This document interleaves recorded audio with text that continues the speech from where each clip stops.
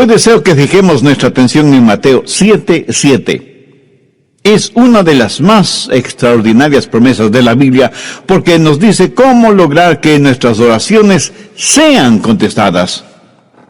Llegará el tiempo, y a lo mejor ya está aquí, cuando lo más importante para usted y para mí sobre esta tierra será el que Dios conteste nuestras oraciones. Si usted no puede creer estas palabras de Jesús, tampoco tiene el derecho de creer que es salvo, porque la misma Biblia que promete salvación promete que nuestras oraciones serán contestadas. Y si usted no cree una promesa, ¿cómo puede creer otra? En Mateo 7:7 Jesús dijo: pedid y se os dará, buscad y hallaréis, llamad y se os abrirá. Ahora, note la explicación lógica que da Jesús desde el verso 8, porque todo aquel que pide recibe, y el que busca halla, y al que llama se le abrirá. ¿Qué hombre hay de vosotros que si su hijo le pide pan le dará una piedra? ¿O si le pide un pescado le dará una serpiente? Pues si vosotros, siendo malos, sabéis dar buenas dádivas a vuestros hijos, ¿cuánto más vuestro Padre que está en los cielos dará buenas cosas a los que le pidan? Cuando yo era solo un muchachito, el doctor Roy Ángel era un muy conocido pastor en Miami, en la Florida. Y una de las cosas que él hacía en sus predicaciones era contar historias. Usaba en forma excelente ilustraciones en sus mensajes, y alguna vez contó de un joven pastorcito cuidando sus ovejas. Un día ese joven pastor vio en el suelo una flor de increíble belleza. Se arrodilló para mirar más de cerca esa flor y le fascinó tanto que con sumo cuidado la sacó con raíz y todo del suelo, y poniéndose de pie y teniendo la flor en la palma de sus manos, la contempló más de cerca. Cuando así lo hizo, una montaña cercana pareció que se abrió por la misma mitad. Unas enormes puertas se abrieron de par en par en la montaña, y los brillantes rayos del sol iluminaron toda clase de tesoros en esa montaña abierta. El pastorcito jamás había visto nada semejante, así que, dejando la flor en el suelo, fue hacia ese tesoro y comenzó a recoger en su manto rubíes, diamantes, esmeraldas, zafiros, perlas, oro y plata. Su manto estaba repleto de ese tesoro. Él no era más que un pobre pastor, pero ahora iba a ser un rico pastor. Y con ese fabuloso tesoro comenzó a bajar la montaña, cuando escuchó una voz que le decía: no te olvides de lo mejor. Y él, mirando a su alrededor, se preguntó: ¿qué puede haber algo mejor de lo que ya tengo? Y siguió su marcha, pero escuchó nuevamente la voz: no te olvides de lo mejor. Esta vez no hace ningún caso a la voz, y corriendo más que caminando, desciende de la montaña. De pronto, con gran estruendo, las enormes puertas que vio en la montaña se cerraron, y la montaña desapareció completamente.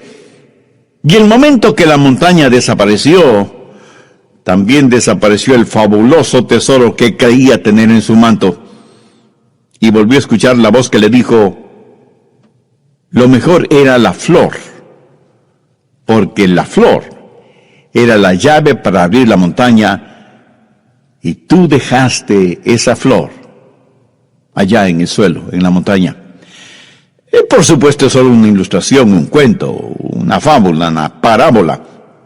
Usted llámela como quiera llamarla, pero escuche, lo mejor, la llave para abrir todos los tesoros del cielo es la oración.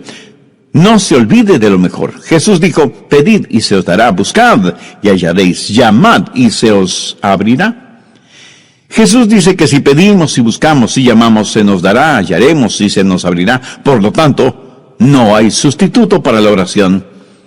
Si usted pierde una pierna o un brazo, en la actualidad los puede reemplazar con una pierna o brazo artificial. Hoy por hoy hay sustitutos para la comunicación. Si el teléfono regular falla, hay teléfonos celulares, inalámbricos, emails, Facebook, Twitter, Internet, y quién sabe qué otras cosas más nos depara el futuro. Pero la verdad es que no hay sustitutos para la comunicación. Y ya no es cosa de ciencia ficción que un día de estos los clones sustituirán a los seres humanos. Y sin embargo no hay sustituto para la oración. Ni la elocuencia, ni el intelecto, ni la energía, ni el entusiasmo, ni las buenas intenciones son reemplazo para la oración. Yo creo que el más grande recurso del mundo aún no utilizado es la oración. Se estudia para ver cómo se puede aprovechar la tremenda energía que hay en los relámpagos o en las inmensas olas del océano, o cómo aprovechar más eficientemente la energía solar. Pero la más grande fuente de energía, aún totalmente desconocida por los seres humanos, es la oración ferviente. Y somos unos necios que estamos ignorando esa energía. ¿Por qué la pobreza de muchos cristianos? ¿Por qué la falta de poder en la vida de muchos creyentes? Una sola respuesta: vidas sin oración. Si algún fracaso tenemos en nuestra vida, es el fracaso en nuestra vida de oración. No tendríamos pecados en nuestras vidas que la oración ferviente no hubiera podido ayudar a evitarlos. No hay ninguna necesidad mayor en nuestra vida que desarrollar una vida de oración. Y alguien seguramente me preguntará: pastor, ¿por qué Dios quiere que oremos? Usted mismo ya nos ha enseñado que el Padre conoce todas nuestras necesidades, aún antes de que nosotros las mencionemos. ¿Por qué pedirle a Dios que haga lo que Él ya ha determinado hacer? Mi amigo, esas son muy buenas preguntas. ¿Por qué? ¿Por qué debemos orar? Escúcheme, cuando oramos, no oramos para informarle a Dios de ciertas cosas. Él las sabe. Tampoco oramos para darle instrucciones a Dios. Cuando oramos, estamos invitando a Dios a conversar con nosotros. ¿Qué quiero decir con esto? Verá, Dios quiere hacer realidad ciertas cosas en nosotros. Y quiere hacer ciertas cosas por medio de nosotros. Y quiere hacer esas cosas si es que nosotros se las pedimos en oración. ¿Por qué Dios nos pide que oremos? Primero, por un factor de compañerismo. Juan 15:7. Si permanecéis en mí y mis palabras permanecen en vosotros, pedid todo lo que queréis y os será hecho. ¿Qué es lo que Dios quiere que hagamos? ¿Dios simplemente quiere darnos cosas? ¿O quiere Dios tener comunión, compañerismo con nosotros? Dios quiere que tengamos comunión con Él. Por lo tanto, Dios dice que oremos porque por medio de la oración permanecemos en Él y Él en nosotros. Dios puede estar sin nosotros, pero nosotros no podemos estar sin Dios. Cuando usted ora y Dios contesta, usted habita en Él y Él en usted. Somos colaboradores de Dios. Pablo en 2 Corintios 6:1 dice: así pues nosotros como colaboradores suyos. ¿Lo ve? Hay este factor de la comunión, del compañerismo, de la amistad. Segundo, el factor del desarrollo. No hay nada que pueda ayudarle a crecer como cristiano que la oración. Cuando permanece en el Señor Jesucristo y Él permanece en usted, crecerá espiritualmente en la misma proporción que la que ora. ¿Alguna vez se ha preguntado por qué Dios no contesta sus oraciones inmediatamente? Sencillamente porque Él quiere que usted crezca un poquito más cada día. José es un joven que está tratando de tener una cita con Rosita, así que le invita para que salgan juntos. Ella lo mira unos instantes y piensa: no tiene buenos modales, no es gentil, tiene mal aliento, no se viste adecuadamente, tiene las uñas sucias y sus zapatos están viejos y sucios. Así que Rosita le dice a José: no puedo salir contigo, estoy muy ocupada. Y entonces él piensa: ¿por qué no querrás salir conmigo? ¿Qué podrá hacer? Más tarde le pregunta a un buen amigo suyo: Raúl, quise tener una cita con Rosita, pero ella prácticamente me rechazó. ¿Tienes tú una idea de por qué? Y Raúl, como buen amigo, le dice: ¿y quieres que sea completamente honesto con mi respuesta? Por supuesto que sí. Y Raúl, después de respirar profundamente, le dice: mira, José, tienes mal aliento. ¿Cómo que yo tengo mal aliento? No puede ser. José, estoy siendo honesto contigo. Y José va y compra un agradable enjuague bucal, usa una pasta dentífrica que refresca el aliento, y después de algunos días vuelve a invitar a Rosita, y Rosita vuelve a decirle que no. Otra vez va a consultar con Raúl, y Raúl le dice, pero mira la manera en que estás vestido. No tienes un espejo. Tu camisa está más que sucia, hueles muy mal, parece que no usas nada contra el mal olor de tus axilas, y mira tus zapatos, más horribles no pueden ser. Después de un par de semanas, José va nuevamente donde Rosita, pero luce diferente. Su ropa está limpia, está bien afeitado y masculinamente peinado. De su cuerpo se desprende un suave olor, como brisa marina. Sus uñas están recortadas y limpias, y sus zapatos parecen de charol. Y le dice, Rosita, ¿quieres salir conmigo? Te invito a tomar unos helados. Y casi no lo pudo creer cuando ella le contestó, José, me dará mucho gusto salir contigo. Y los dos tuvieron una tarde maravillosa. Sí, yo sé que esto es solo una ilustración, pero escúcheme. Algunas veces nos acercamos a Dios y simplemente le decimos, Dios, haz esto. Pero hay algo que Dios quiere que nosotros hagamos primero, y es orar, porque la oración ayuda a desarrollar nuestras vidas. Cuando Dios no nos da algo que le hemos pedido, enseguida preguntamos, ¿por qué Dios no contesta mis oraciones? Y el Espíritu Santo nos dice, porque hay pecado en tu vida, eres egoísta, eres carnal, te interesa más lo temporal y material que lo espiritual y eterno. Mi amigo, marque mis palabras. Hay un factor de desarrollo en nuestras vidas. Cuando oramos, Dios nos hace crecer por medio de la oración. Tercero, el factor de la dependencia en la oración. Dios nos hace crecer espiritualmente por medio de la oración. Jesús dijo en Juan 15:5, porque separados de mí, nada podéis hacer. Si Dios contestara nuestras oraciones automáticamente, no habría ningún crecimiento. Pero si nunca tuviéramos que orar, no habría ninguna dependencia. La oración es la forma en que nos fusionamos con Dios.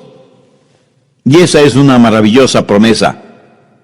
Pedir, buscad, llamad.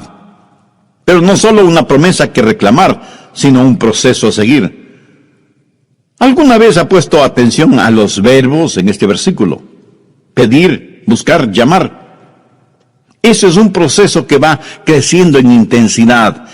Pedir para recibir, buscar para encontrar, llamar para que se nos abra. Así, este versículo es una promesa y un proceso. La promesa de que Dios nos escuchará. Enfoquemos este punto. Usted se acerca a Dios y le pide algo. ¿Sabía que el más grande problema en la oración no es la oración no contestada, sino la oración no verbalizada? Muchos ni siquiera llegamos a pedir. Santiago 4:3 dice, pedís y no recibís, porque pedís mal. Pero la oración no verbalizada no solo es una tragedia, sino que es un pecado. El profeta Samuel dijo, lejos sea de mí que peque contra Jehová, cesando de rogar por vosotros. Una y otra vez la Biblia no solo nos invita a orar, sino que nos ordena orar. Busque Lucas 18:1. También les refirió Jesús una parábola sobre la necesidad de orar siempre y no desmayar. Y en Marcos 14:38, Jesús les dijo a los discípulos, velad y orad para que no entréis en tentación. Escúcheme, cada vez que pecamos es porque hemos fracasado en orar como debíamos hacerlo. Y Pablo dice que no debemos estar afanosos por nada, sino que debemos dar gracias por todo. Y que con oración y ruego debemos hacer conocer nuestras peticiones a Dios. La razón por la que estamos tan llenos de preocupaciones y ansiedades es porque no hemos aprendido a orar. Y porque cuando oramos, pedimos lo que queremos y no lo que en verdad necesitamos. Una buena manera de probar si lo que pedimos es correcto o incorrecto es preguntándonos, ¿puedo pedirle esto a Dios? Si su propia respuesta es negativa, pues no se atreva a pedírselo a Dios. Y si es incorrecto pedírselo a Dios, entonces es incorrecto el tenerlo o el hacerlo. No divida su vida entre lo secular y lo sagrado. No piense que cuando ora, Dios está interesado en unas cosas y no en otras. Se puede imaginar a Jesús viviendo de esa manera. Cada día es un día santo. Y cuando estamos en la voluntad de Dios, todo lo que pidamos en oración, le puedo asegurar que estará de acuerdo con la voluntad de Dios. Y si usted me pregunta, pastor, ¿y qué de las cositas pequeñas? Porque yo oro solo por las cosas grandes. Mi amigo, ¿qué es pequeño o qué es grande delante de Dios? Debemos orar por todas las cosas. Sí, ore por la salud de su cónyuge o sus hijos, ore por su trabajo o su negocio, pero ore también por el fin de semana o las vacaciones con su familia. Pastor, ¿qué si es que quiero las cosas equivocadas? ¿Debo orar por eso? Por supuesto que sí. Pero ore para que Dios le quite ese deseo que tiene por las cosas equivocadas. Dios no le contestará a menos que usted le pida. Y eso significa que usted expresa un deseo. Pero cuando usted busca, eso es una experiencia descubierta. Verá, muchas veces pedimos las cosas equivocadas. Muchas veces no estamos en posición de pedir nada. Muchas veces las cosas por las que pedimos son totalmente desconocidas para nosotros. Así que la oración verdadera está eslabonada con la búsqueda. Y el propósito, la voluntad de Dios, pudiera ser que necesitamos buscar. Un día una señora me llamó y me dijo, pastor, necesito que venga a mi casa. Tengo necesidad de que ore conmigo por algo muy importante. Así que fui a su casa y ella me dijo, pastor, mi hijo es un borracho y a su esposa, mi nuera, le diagnosticaron cáncer. Le he pedido a mi hijo que venga para que usted ore por nosotros. Y ahí estábamos los tres, el hijo, la madre y yo, el pastor. Nos arrodillamos para orar. Ella oró, yo oré. Y el hijo, un hombre de tal vez unos 35 años, me dijo, pastor, usted no está orando. Yo pensé que había orado en voz muy baja, y por eso él no me había escuchado. Volví a orar, elevando el tono de mi voz, y sin embargo, él me dijo, pastor, por favor, ore. Eso me incomodó en cierta forma, pero oré un poco más. Cuando abrí los ojos, la mamá ya no estaba con nosotros. Solamente estábamos él y yo. De pronto escuché ruidos en otro cuarto, y fui hasta allá, y encontré a la mamá de él totalmente extendida en el suelo con los brazos en cruz, orando intensamente, y escuché su oración. Era como si ella en su oración estuviera abriendo las puertas del cielo, llegando hasta el trono de Dios, y ahí depositar la angustia de su corazón. Le escuché hacerle acuerdo a Dios de sus promesas, derramando su alma en favor de su hijo. Y me di cuenta de algo. Ese hombre durante su niñez y su juventud seguramente vio muchas veces orar a su madre de esa manera, orando intensamente, y por eso él me dijo, pastor, usted no está orando. Ese día aprendí una importante lección acerca de la oración, lo que significa acercarse al trono de Dios en oración. Y eso, mi amigo, no solo es una oración que pide, sino una oración que busca. Pero no solo debemos pedir y buscar, sino que como Jesús lo dijo, debemos llamar. Y con esa acción estamos expresando una determinación. El llamar significa que no nos detendremos hasta que obtengamos aquello que le pedimos a Dios, o hasta cuando Dios nos diga no. Veamos Lucas 11 por un momento, desde el verso 5. Les dijo también, ¿quién de vosotros que tenga un amigo va a él a medianoche y le dice, amigo, préstame 3 panes, porque un amigo mío ha venido a mí de viaje, y no tengo que ponerle delante?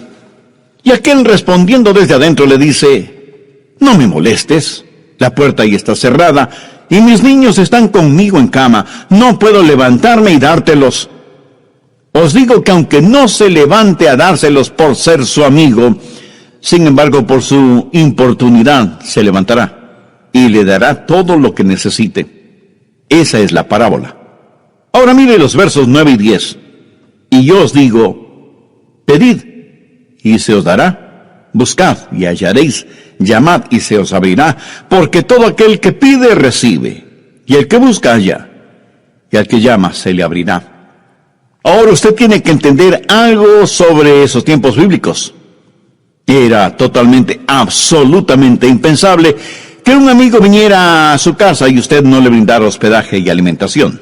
La hospitalidad es algo sumamente valiosa en el Medio Oriente. Así que un amigo llega a casa de su amigo después de un largo viaje y le dice: Juan, ¿podrías darme albergue esta noche?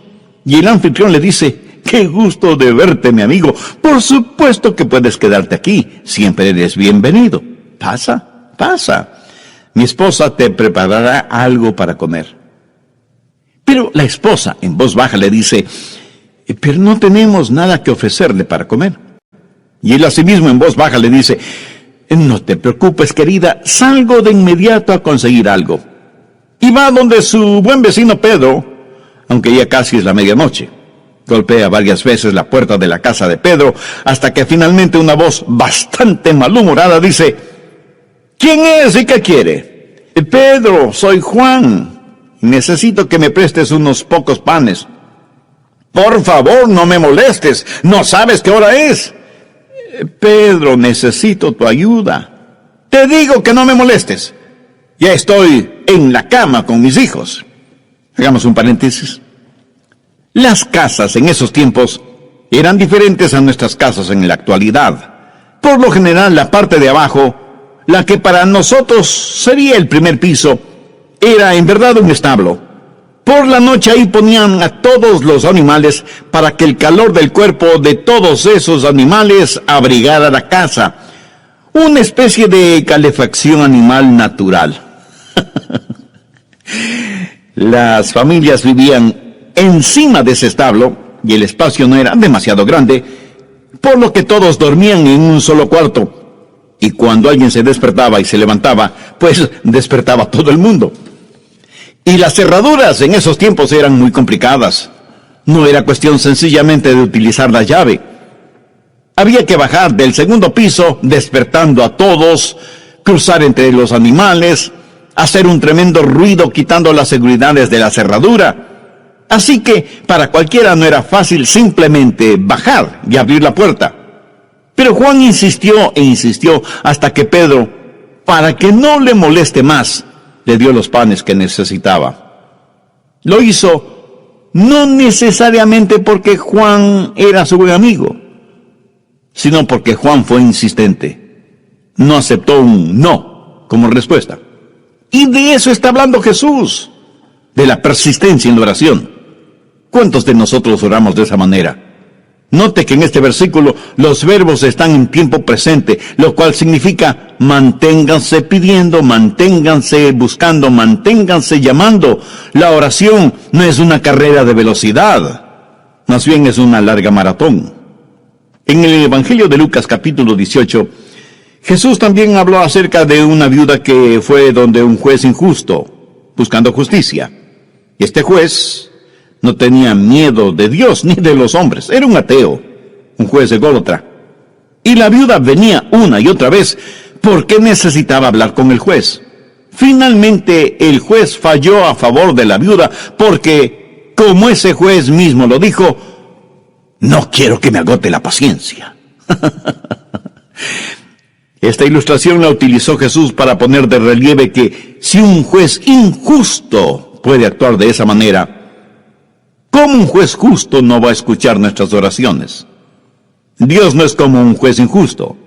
Y si Dios, el juez justo, nos contesta, no es para librarse de nosotros antes de que se le acabe la paciencia. Dios quiere que persistamos en la oración porque Él está haciendo algo en nosotros y por medio de nosotros. Y siempre vamos a encontrar a Jesús enseñando la persistencia en la oración. Y sea que usted lo entienda o no, es una enseñanza bíblica. Permítame también mencionar a la mujer sirofenicia que desde lo que es hoy el Líbano se acercó a Jesús para buscar ayuda para su hija que estaba poseída por un demonio. Es profundamente interesante la conversación de Jesús con esa mujer griega. Vayamos al capítulo 7 de Marcos, desde el verso 26. La mujer era griega y sirofenicia de nación, y le rogaba que echase fuera de su hija al demonio. Pero Jesús le dijo: deja primero que se sacien los hijos, porque no está bien tomar el pan de los hijos y echárselo a los perrillos. Respondió ella y le dijo: sí, Señor. Pero aún los perrillos debajo de la mesa comen de las migajas de los hijos. Entonces le dijo: por esta palabra, ve, el demonio ha salido de tu hija. Y cuando ella llegó a su casa, halló que el demonio había salido y a la hija acostada en la cama. Cuando Jesús usó la palabra perrillos, hacía referencia a perritos mascotas. Note que la mujer no se siente ofendida por eso, y más bien le dice a Jesús que aún los perrillos están felices de comer las migajas de pan que caen de la mesa. En el original, ella no usa la misma palabra que Jesús utilizó para perrillos. Ella usó una palabra que describe a un perro callejero, flaco y sarnoso. Por eso Jesús se sintió conmovido y le otorgó a la mujer lo que le había pedido. Durante las horas finales de su pasión, Jesús oró a su Padre varias veces. Jesús, el Hijo de Dios, prevaleció en la oración. El apóstol Pablo habla de una espina en la carne y dice que 3 veces le pidió a Dios que se la quitara. Esto significa que Pablo tuvo 3 extensas sesiones de oración sobre un largo periodo de tiempo, hasta que Dios le contestó. Pero Dios no le contestó como Pablo se lo pidió, sino como Dios quiso contestarle. Elías oró por lluvia, y estando en el monte Carmelo, envió a su criado a ver si descubría alguna nubecita en el cielo. Nada. 6 veces dio la orden y 6 veces la misma respuesta. Nada. Pero a la 7ª vez el criado vio una nubecita del tamaño del puño de un hombre. Esto es una ilustración de la oración persistente de Elías, quien, juntamente con su criado, comenzó a caminar porque ya se escuchaba el sonido de una abundante lluvia. Ahora, ¿cómo saber cuándo pedir o cuándo dejar de pedir? ¿Cuándo buscar y dejar de hacerlo? ¿Cuándo llamar y dejar de hacerlo? Al respecto, permítame mencionar 3 pasos. Se detiene cuando Dios le da lo que usted ha pedido. A veces las respuestas de Dios son directas, otras veces son diferentes. Algunas veces Dios demora sus respuestas, otras veces simplemente las niega. Pero ¿cómo saberlo? Bueno, si Dios le otorga lo que usted ha pedido, ya no hay que seguir pidiendo, ¿no le parece? Pero algunas veces usted ora por algo, y aunque no lo tiene en sus manos, lo tiene en su corazón. Quiero decir, algunas veces Dios le dirá: ya lo tienes. Y usted tiene la seguridad de que lo que ha pedido a Dios ahora, ya se lo ha dado. Y usted comienza a alabarle por eso. Y debemos reconocerlo. Algunas veces Dios dice: no. Entonces usted simplemente deja de pedir. Y aunque Dios le haya dicho no, agradézcale. Porque Dios nos da solo cosas buenas. Y si no nos da algo que le hemos pedido, es porque seguramente eso no será bueno para nosotros. Pero usted se mantiene pidiendo hasta que Dios le diga sí, o espera, o definitivamente no. Entonces hay una promesa que reclamar, hay un proceso que seguir y hay una provisión que debemos gozar. Note que el Señor Jesucristo dice por qué y cómo contesta nuestras oraciones. Volvamos a Mateo 7, desde el verso 9, y veamos cómo el Señor ilustra esto. Jesús hace la pregunta: ¿qué ¿Qué hombre hay de vosotros que si su hijo le pide pan, le dará una piedra? ¿O si le pide un pescado, le dará una serpiente? Pues si vosotros, siendo malos, sabéis dar buenas dádivas a vuestros hijos, ¿cuánto más vuestro Padre que está en los cielos dará buenas cosas a los que le pidan? Ahora, ¿cómo sé que Dios va a contestar la oración? Pues note lo que Jesús está diciendo. Es algo razonable y que va de acuerdo a nuestra naturaleza humana. Tome un hombre que no ha sido salvado, un hombre que no conoce a Dios. Si sus hijos le piden comida, no les dará comida. Jesús dice que si nosotros, siendo malos, sabemos dar cosas buenas a nuestros hijos, ¿cuánto más nuestro Padre Celestial no nos dará cosas buenas si es que le pedimos? ¿Por qué sus oraciones serán contestadas? Pues porque Dios es bueno.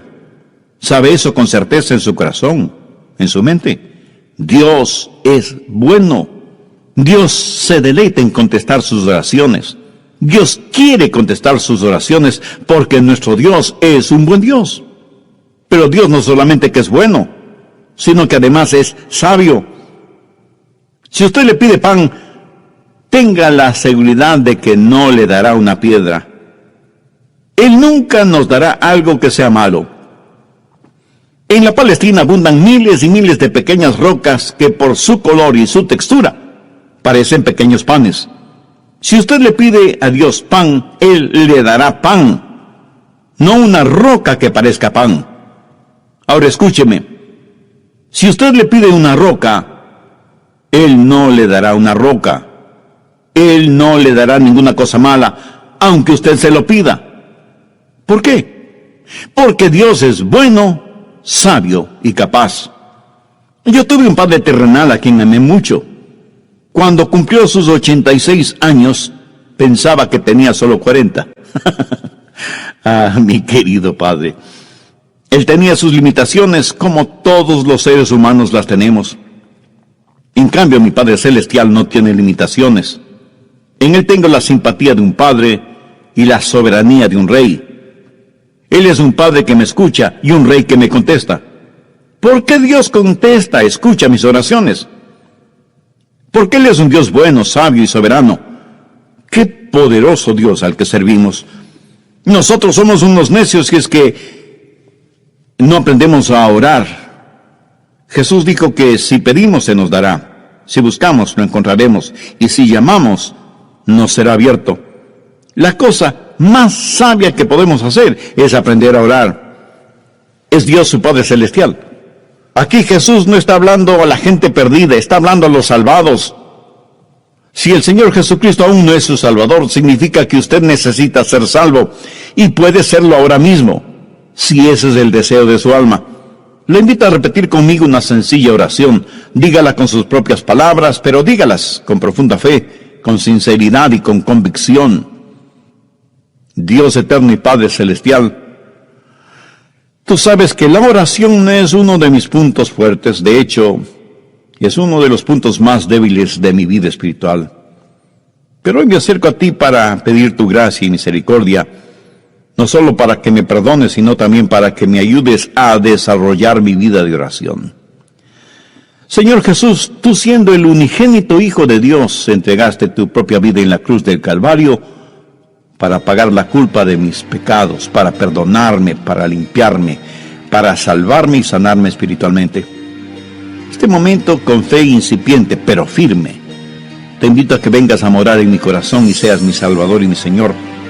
Desde este momento te entrego el control total de mi vida y ruego tu ayuda para ser la clase de persona que tú quieres que sea.